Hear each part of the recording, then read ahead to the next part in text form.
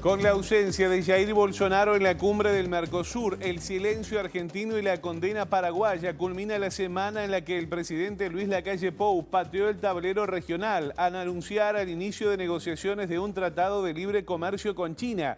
El 21 de julio, el mandatario uruguayo asumirá la presidencia pro tempore del bloque en una cumbre que el gobierno de Paraguay ya dijo que será incómoda por la violación de Montevideo de los estatutos fundacionales firmados en Asunción en el año 91.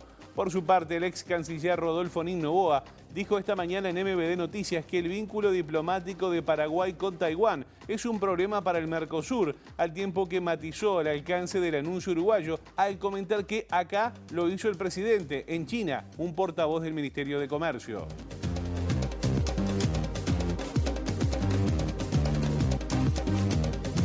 ¿Qué tal? Buen mediodía para todos, para todas. Bienvenidos. Esto es la edición mediodía de MBD Noticias. Ya abrimos las cámaras para mostrarles cómo está la ciudad de Montevideo, que está pintando un poco gris a esta hora la capital. Vamos a contarles que Meteorología, el Instituto Uruguayo de Meteorología, dice que para lo que resta de esta jornada tendremos una máxima de 15 grados. El cielo seguirá nuboso y cubierto con probables precipitaciones. El fin de semana también aparece la palabra precipitaciones. Habrá mejoras temporarias, pero bajas sensaciones térmicas. Por ejemplo, para el sábado la mínima será de 8, la máxima de 11. Para el domingo habrá disminución de nubosidad, bajas sensaciones térmicas también. Mínima de 6, máxima de 12 grados. Hay mucha información, como decíamos, para compartir con ustedes. Estos son nuestros titulares.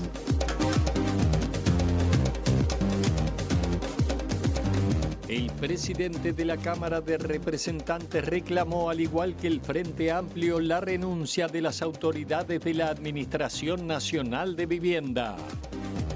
Comenzó en Roma el segundo juicio contra el represor uruguayo Jorge Trócoli, que ya cumple una cadena perpetua en Italia por crímenes de lesa humanidad.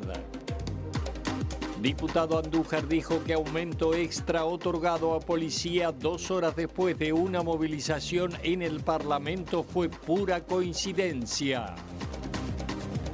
Lula se reunió con representantes de diversos partidos políticos para forjar una alianza que permita su triunfo en la primera vuelta del 2 de octubre.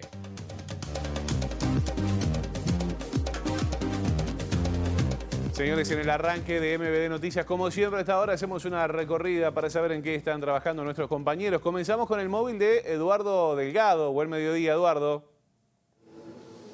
Buen mediodía, Josema. Estoy en el Ministerio de Salud Pública, donde se está desarrollando una actividad por el Día Nacional de Prevención del Suicidio.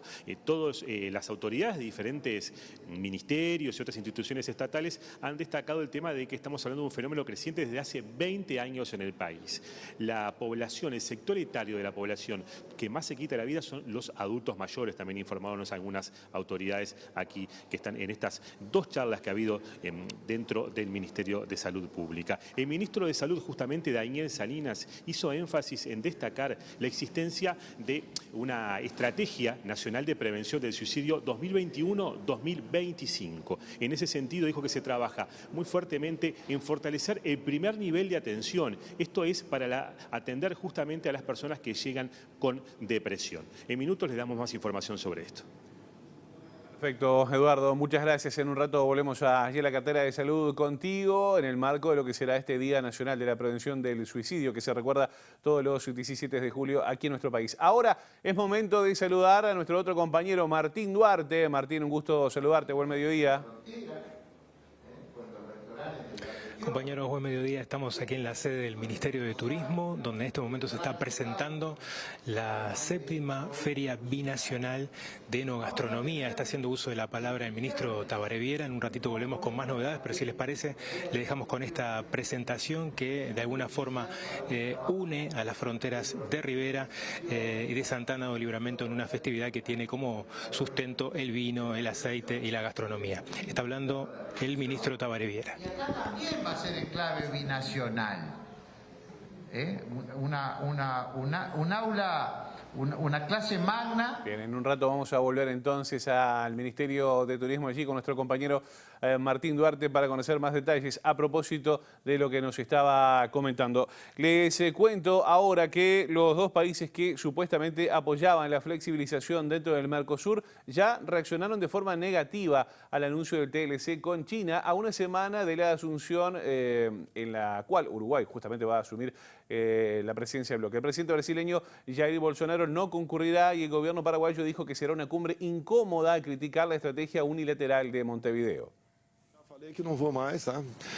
Na política sempre você pode voltar atrás, né? Em algumas coisas, mas a minha decisão até o momento é não ir ao Mercosul. Aunque no fundamentó sus razones, el mandatario brasileño anunció en entrevista con CNN Brasil que no concurrirá a la cumbre. Lo hizo al mismo tiempo que se conocían las declaraciones desde Paraguay cuestionando a Uruguay por no respetar la normativa. Por el contrario, en la conferencia de prensa del miércoles 13, el presidente Luis Lacalle Pou dio a entender que tenía el respaldo de Brasil. Tan es así que quizá algo que no se le ha dado toda la difusión como interés para nosotros tiene, para el país, que fue el acuerdo suscrito con Brasil hace poco tiempo, que habla de zonas francas, que habla de productos como la yerba, que habla de otros temas. En el último párrafo hablaba de flexibilización y no fue caprichosa la negociación nacional, la negociación uruguaya en ese párrafo. Es porque insistimos y cada vez que podemos lo ratificamos que desde nuestro punto de vista y con las normas internacionales vigentes en el Mercosur estamos habilitados para avanzar. Por ser anfitrión, el presidente paraguayo no podrá faltar a la cumbre del 21 de julio, sin embargo, hizo saber su malestar. En declaraciones a EFE, el viceministro de Relaciones Económicas e Integración, Raúl Cano Ricciardi, afirmó que será una cumbre incómoda, ya que Paraguay reivindica el cumplimiento de los textos fundacionales del Mercosur, que según dijo disponen que cualquier decisión que se adopte en el seno del Mercosur tiene que ser por consenso. Hay que recordar además que Paraguay es el único país del bloque y uno de los pocos del mundo que todavía mantiene relaciones diplomáticas con Taiwán y por tanto no las tiene con China. Sobre este tema se refirió esta mañana en MBD Noticias Primera Edición el ex canciller uruguayo Rodolfo Noboa. Paraguay no tiene relaciones diplomáticas con China y China para tener relaciones comerciales quiere tener relaciones diplomáticas y que desconozcan a Taiwán, que es parte de China, y pasen a tener relaciones diplomáticas con China. Así que desde ese punto de vista hay una gran dificultad para hacerlo con todo el Mercosur. Justamente la posibilidad de firmar el TLC con China tuvo varios hitos previos, entre ellos una decisión geopolítica tomada durante el primer gobierno de la postdictadura. El mojón inicial fue en febrero de 1988 cuando el presidente Julio María Sanguinetti estableció relaciones diplomáticas con una China que recién empezaba a perfilarse como la potencia que ya es. Ese hecho supuso la ruptura con Taiwán, país no reconocido por la ONU y creado con apoyo de Estados Unidos en parte del territorio chino, tras el triunfo de la Revolución de 1949 por el Partido Comunista y el desplazamiento del gobierno que respaldaba a Washington. Cuando Uruguay entabló relaciones con China faltaba un año para que cayera el muro de Berlín y 2 para que se disolviera la Unión Soviética. Por eso se le reconoce a Sanguinetti, anticomunista declarado y defensor de la democracia liberal, esa decisión estratégica. En 2016, las relaciones tuvieron un nuevo hito, esta vez bajo la presidencia de Tabaré Vázquez, en una histórica visita a Pekín. En esa ocasión, el 18 de octubre, ambos países suscribieron el establecimiento de una asociación estratégica y también acordaron iniciar cuanto antes las negociaciones para un tratado de libre comercio. En ese viaje de 2016 también estuvo quien era canciller de la República, Rodolfo Noboa, que 2 años después, tras viajar nuevamente a China, declaró sobre el TLC que se podrá firmar más acá o más allá en el tiempo, pero ambos países confirmaron su vocación irreversible. A todo esto, el ex canciller Rodolfo Noboa relativizó los anuncios de Lacalle Pou en torno a un futuro tratado TLC con China. Consultado esta mañana por MBD Noticias, señaló que aún queda mucha agua por correr debajo de los puentes. De aquí a que se concrete me parece que va a correr mucha agua por abajo de los puentes, porque lo que anunció el presidente fue recién el acuerdo de un estudio de prefactibilidad y a partir de ahí es como que comenzarán digo yo, las negociaciones, ¿no? Nino Boa también hizo hincapié en el grado de importancia que le otorgó al anuncio un país y el otro. Y ahora en el comunicado que hacen los chinos, que quisieron el mismo día que hizo el presidente Lacalle, aquí lo hizo el presidente, allá lo hizo el portavoz o la portavoz del Ministerio de Comercio, que es una buena noticia, obviamente, no es una mala noticia esta, que se puedan comenzar las negociaciones, es una buena noticia. En segundo lugar, creo que no hablaron tantos años de desideologizar el comercio, que ahora poner razones ideológicas, me parece, porque China está más cerca de Rusia, etcétera, etcétera, me parece que no es bastante contradictorio con el discurso anterior. Ya saludamos a Eduardo Delgado, también a Martín Duarte. ¿Qué nos cuenta Luca Veloz? Buen mediodía. Buen mediodía, José María. Estamos en la Junta Departamental de Montevideo porque ayer el Ejecutivo Departamental presentó el nuevo proyecto de préstamo al BID de 70 millones de dólares y estamos con la edila Patricia Soria. Bueno, hay un par de semanas para que las bancadas lo estudien. Ahora, ¿cómo será el trabajo? Bueno, muy buen mediodía. Sí, en el día de ayer se presentó de parte del equipo de desarrollo ambiental de la Intendencia de Montevideo esta nueva propuesta de préstamo del BID que contiene solamente obras de saneamiento y de drenaje. Bueno, fue presentado a todas las bancadas. La idea ahora es tomarnos algunas semanas para que cada bancada lo pueda discutir a la interna y luego retomar la propuesta para poder llegar a un acuerdo político que nos permita efectivizar estas obras para saneamiento y drenaje.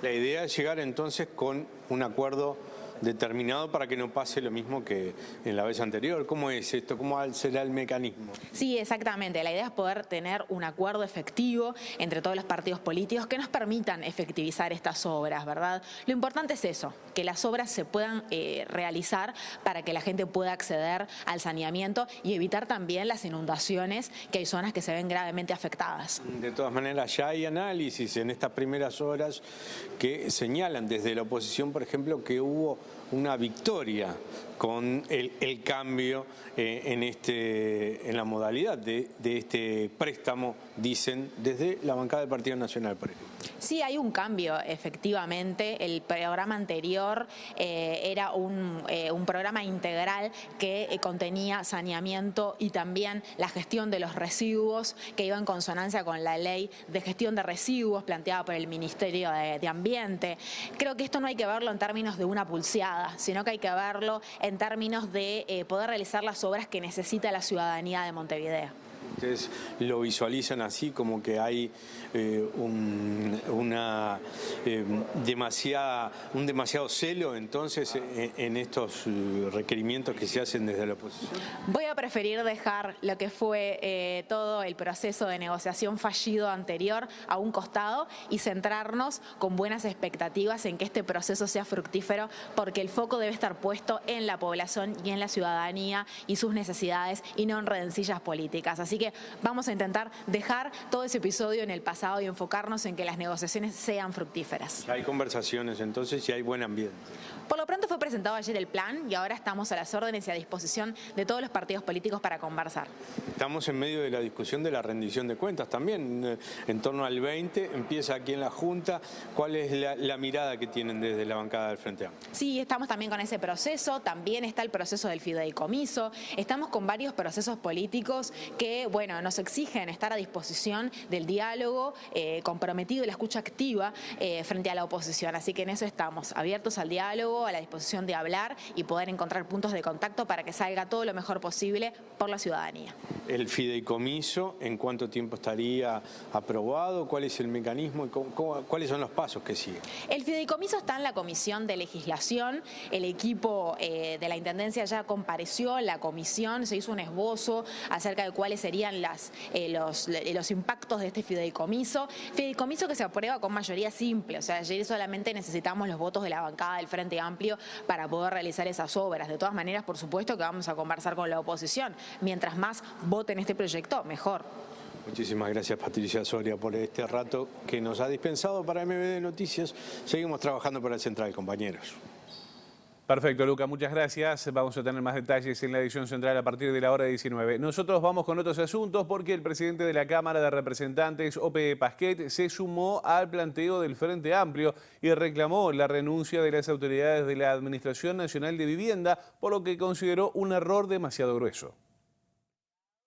El diputado del Partido Colorado se refirió en esta jornada a través de Twitter del grueso error cometido por autoridades de la Agencia Nacional de Viviendas, omitiendo los vencimientos de deudas hipotecarias. Tuvimos que votar como grave y urgente un proyecto de ley que prorroga el plazo para ejecutar créditos que estaban a punto de prescribir, escribió en su cuenta. Sin embargo, relativizó que el problema no obedece a la LUC, que reduce de 20 a 10 años la prescripción de los créditos hipotecarios, sino las autoridades de la Agencia Nacional de Vivienda que fueron omisas de estos detalles.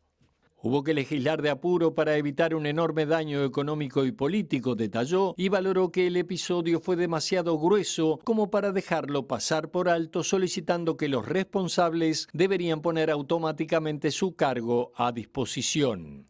De no haberse encontrado una solución parlamentaria como finalmente ocurrió, la Agencia Nacional de Vivienda podría haber enfrentado una pérdida cercana a los 400 millones de dólares. Volvemos al Ministerio de Turismo. Allí está Martín Duarte. Adelante, Martín. Josema, ¿cómo estás? Bueno, acaba de terminar la presentación de este 7º Festival Fronteira Binacional y estamos con el ministro Tabaré Viera, oriundo justamente de la ciudad, que conocerá y bastante de este acercamiento gastronómico y, por qué no, también de los vinos con la frontera brasilera. ¿Qué valoración acerca de este festival, ministro?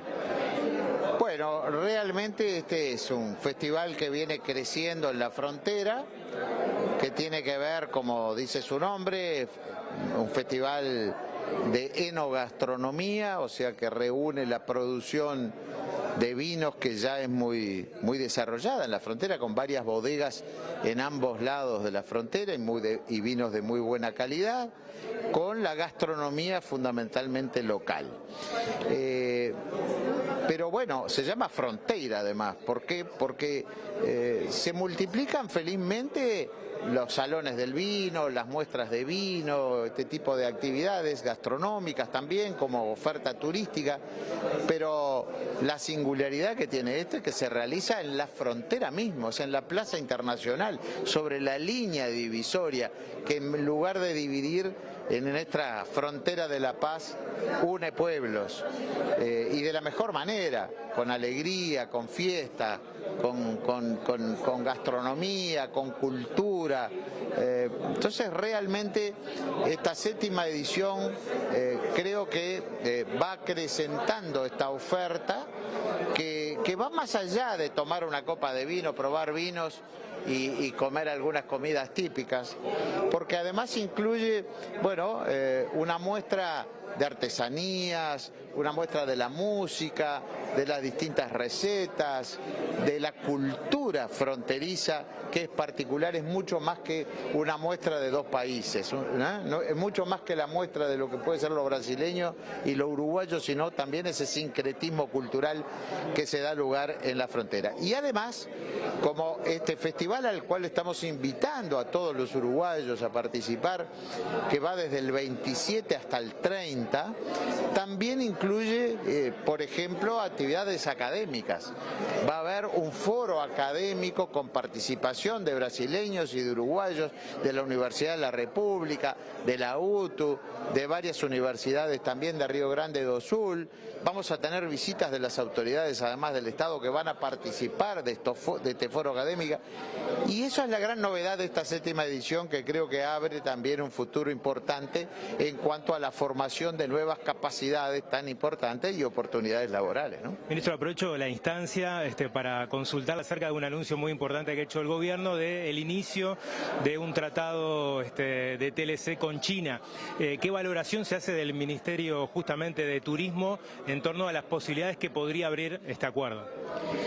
Mire, todos los tratados que realiza el país que faciliten el comercio, que faciliten la integración con otros pueblos, en este caso con China, son buenos para el turismo, porque el turismo es una actividad que corta transversalmente todas las actividades, así que si vamos a tener más negocios, vamos a tener más intercambios de personas. El turismo se realiza con las personas, no hay turismo sin turistas, así que desde el Ministerio, bueno, solo podemos dar la bienvenida a este tipo de iniciativas y que se sigan incrementando, abriéndose las puertas para que más gente conozca el Uruguay y tenga que venir al Uruguay por la razón que sea, porque cuando viene y pernota una noche se transforma en un turista.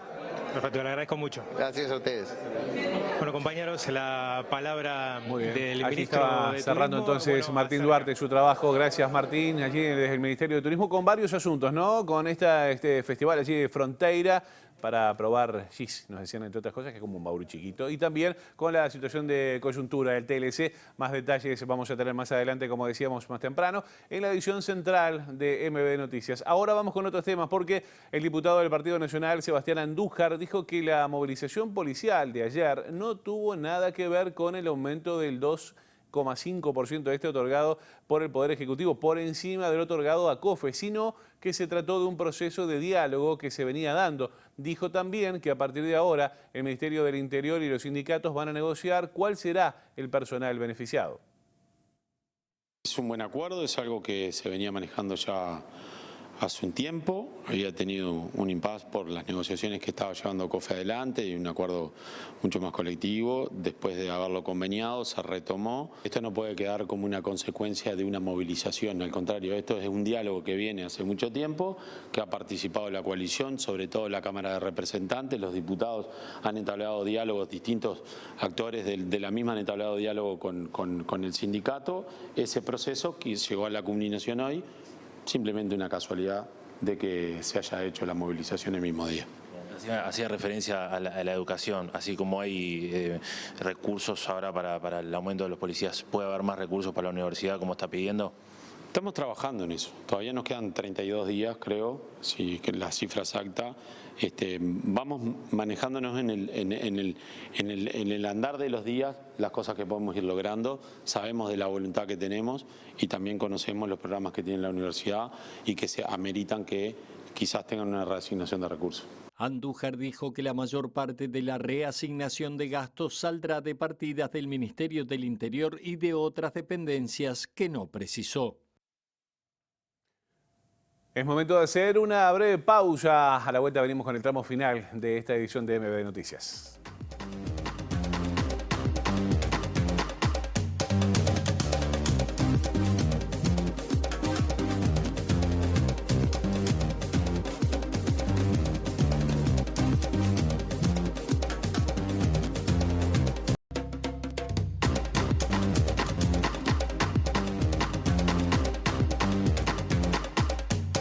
Segundo bloque de MB Noticias, edición mediodía. Vamos a hacer contacto nuevamente con uno de nuestros móviles, a cargo de Eduardo Delgado, que está en el Ministerio de Salud. Adelante, Eduardo.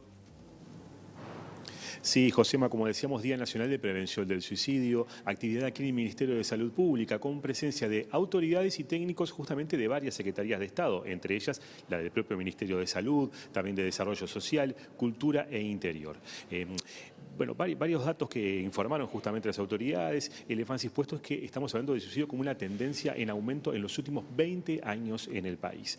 Por ello, el ministro de Salud, Daniel Salinas, hizo énfasis en que se destacó fundamentalmente la existencia de una estrategia de prevención del suicidio 2021-2025. En ese sentido, dijo que se trabaja en fortalecer el primer nivel de atención en salud para justamente contener a las personas que llegan con depresión a atenderse. La principal franja etaria afectada por el suicidio son los adultos mayores y también hay preocupación especial en cuanto a adolescentes y jóvenes. Para esta última población, tanto el Ministerio de Salud Pública como el Ministerio de Desarrollo Social y el de Cultura trabajan en diferentes estrategias, por ejemplo, talleres en diferentes lugares del país y también una guía que se publicará en breve para padres y también para educadores. Ahora sigue un panel que es técnico y seguramente en MBD Noticias Central estaremos extendiéndonos sobre lo que dijeron las diferentes autoridades aquí presentes. Perfecto, Eduardo, muchas gracias. Más adelante entonces vamos a ampliar esta información. Les contamos ahora que comenzó ayer en Roma el segundo juicio contra el represor Jorge Trócoli, condenado en julio de 2021 a cadena perpetua por la justicia italiana, junto con otros 13 civiles y militares de la región. Trócoli está acusado del homicidio del ciudadano argentino José Luis Potenza, de su esposa italiana Rafaela Filipazzi y de la maestra Elena Quinteros. La justicia italiana ya condenó a los 14 represores como responsables del homicidio de 43 ciudadanos de distintos países del Cono Sur e Italia como parte del Plan Cóndor, coordinación del aparato represivo de las dictaduras sudamericanas de los años 1970-80. En 2007, la justicia uruguaya abrió un proceso contra Trócoli, por lo que escapó a Italia y allí vivió en Marina di Camerota, Calabria, donde fue descubierto. Tras la condena de la justicia italiana, el ex marino está preso. Está en el cárcel de Carinola, que está en el sur de Italia, cerca de Caserta, desde el 2021, julio 2021, cuando hubo la sentencia del Tribunal Supremo de Casación en Italia, y bueno, nadie lo había visto desde ese momento. Ayer estaba ahí presente. Más de 30 testigos participarán del juicio en la próxima instancia del 27 de septiembre. Los abogados del caso, Quinteros, Alicia Mejía y Andrea Speranzoni, están convencidos que las pruebas son contundentes. Speranzoni y Mejía fueron los abogados que, viajando a Uruguay durante el juicio antecedente, pudieron consultar unos archivos uruguayos y ahí pudieron encontrar muchas informaciones también sobre este caso. El abogado Speranzoni está convencido, o sea, varias veces hemos hablado de eso, he podido leer algunas memorias que presentó para empezar ese juicio y él, digamos, está convencido que hay pruebas a cargo de Trócoli, aunque él diga que no conoce esa historia. Señoras y señores, hasta aquí la información. Nosotros nos vamos y las noticias vuelven a las 19 horas con nuestra edición central. Buen fin de semana, que pasen bien.